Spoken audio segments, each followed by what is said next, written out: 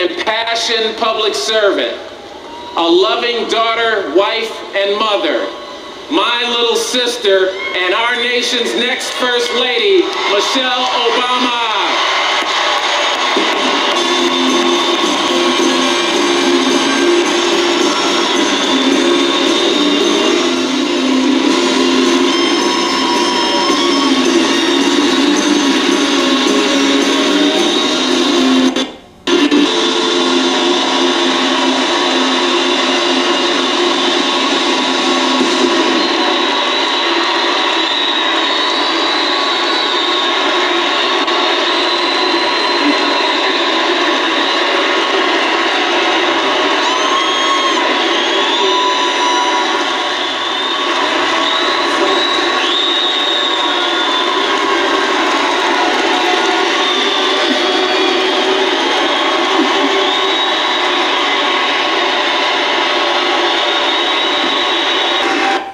As you might imagine, for Barack, running for president is nothing compared to that first game of basketball with my brother Craig. I can't tell you how much it means to have Craig and my mom here tonight. Like Craig, I can feel my dad looking down on us, just as I've felt his presence in every grace-filled moment of my life. And at 6'6", I've often like Craig was looking down on me too, literally. But the truth is, both when we were kids and today, Craig wasn't looking down on me. He was watching over me. And he has been there for me every step of the way since that clear day, February 19 months ago, when with little more than our faith in each other and a hunger for change, we joined my husband, Barack Obama, on the improbable journey that has led us to this moment. But each of us comes here also by way of our own improbable journey. I come here tonight as a sister, blessed with a brother who is my mentor, my protector, and my lifelong friend. And I come here as a wife who loves my husband and believes he will be an extraordinary president.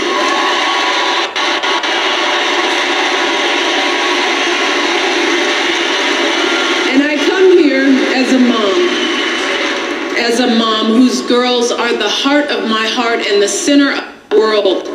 They're the first things I think about when I wake up in the morning and the last thing I think about before I go to bed at night. Their future and all our children's future is my stake in this election.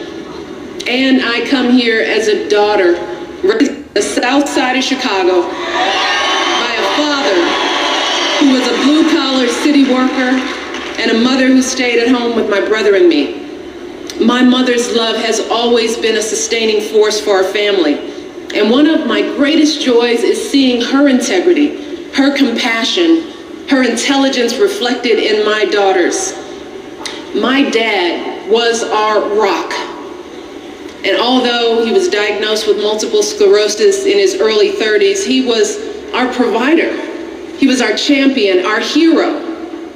But as he got sicker, it got harder for him to walk. Took him longer to get dressed in the morning. But if he was in pain, he never let on. He never stopped smiling and laughing, even while struggling to button his shirt, even while using 2 canes to get himself across the room to give my mom a kiss. He just woke up a little earlier and he worked a little harder. He and my mom poured everything they had into me and Craig. It was the greatest gift a child could receive, never doubting for a single minute that you're loved and cherished and have a place in this world. And thanks to their faith and their hard work, we both were able to go to college. So I know firsthand from their lives and mine that the American dream endures. And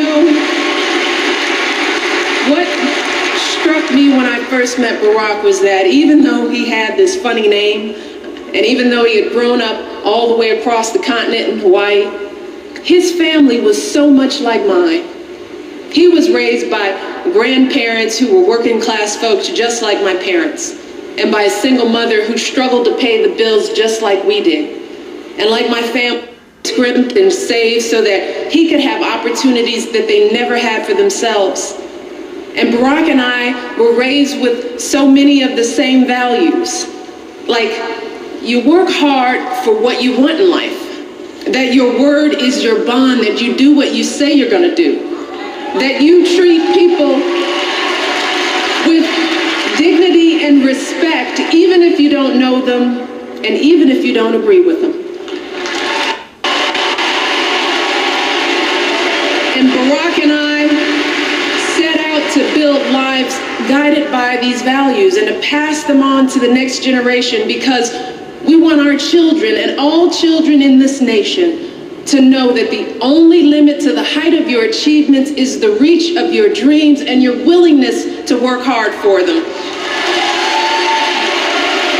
And as our friendship grew, and I learned more about Barack, he introduced me to the work that he'd done when he first moved to Chicago after college.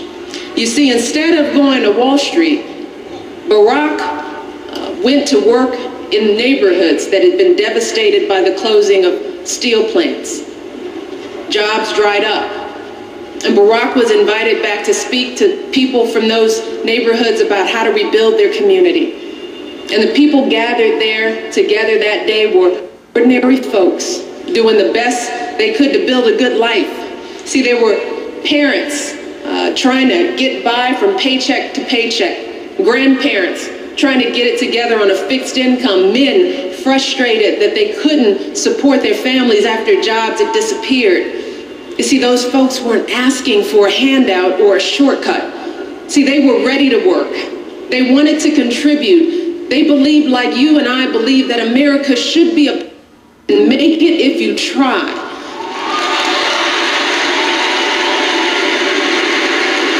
And Barack stood up that day and he spoke words that have stayed with me ever since. He talked about the world as it is and the world as it should be. And he said that all too often we accept the distance between the two and we settle for the world as it is, even when it doesn't reflect our values and aspirations. But he reminded us that we also know what the world should look like.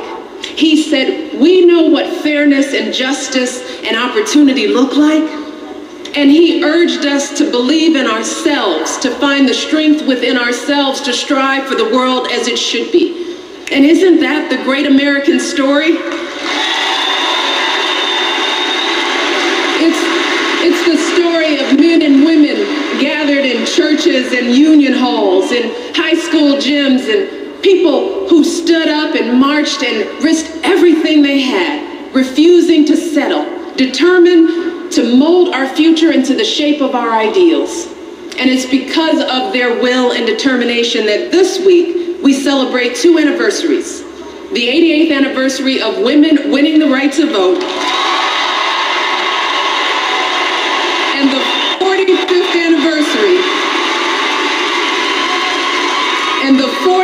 anniversary of that hot summer day when Dr. King lifted our sights and our hearts with his dream for our nation.